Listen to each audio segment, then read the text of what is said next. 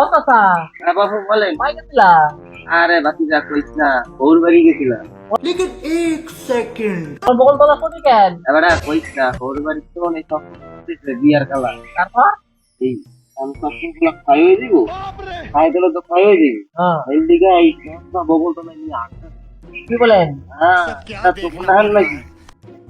দেখ এই লুঙ্গিটা দেখছিস কত বছর বয়স জানিস? এই লুঙ্গিটা তো ছেঁড়া। কোথায় ছেঁড়া বেটা? ভালো লুঙ্গিটা, হ্যাঁ, ভালো হাওয়া ঢোকে।